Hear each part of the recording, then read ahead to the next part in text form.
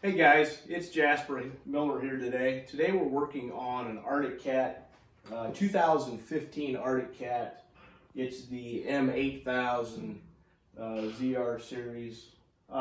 This morning what we're working on, there's a worm gear issue for the starter that the customer brought the sled in, and the worm gear, the end of the spindle was all ate up. So we're a couple days ago, we went ahead and tore the whole front end apart. Literally had the whole front end totally, we had the exhaust and everything totally tore apart.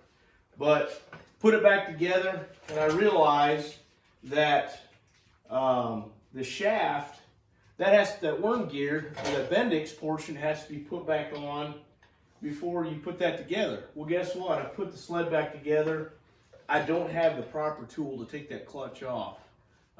The tool that I ordered is not the correct one, and so I'm out of luck. It won't fit on.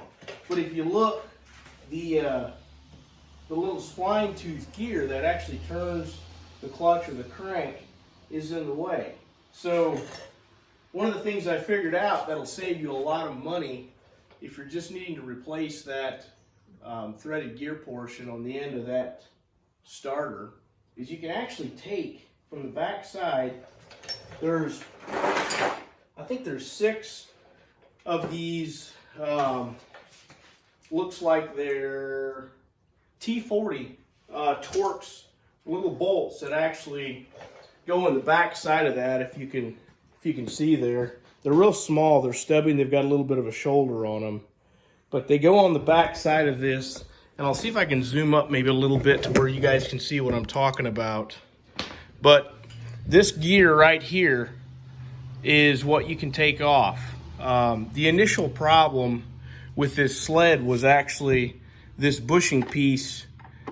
This had gotten real floppy to where it was not engaging, where the starter was trying to engage for the customer.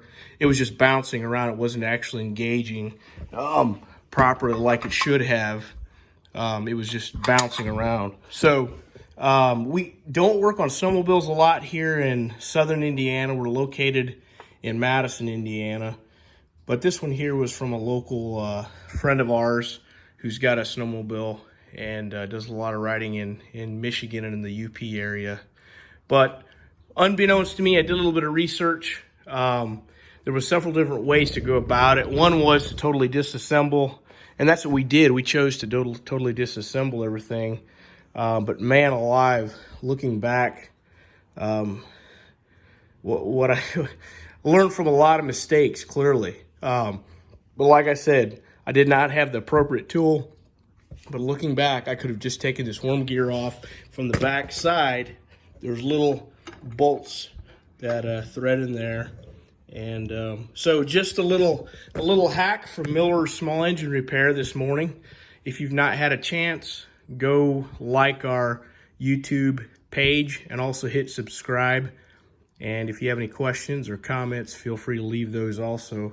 We can be reached at Miller's Small Engine Repair 83 @gmail.com. I hope you have a blessed day.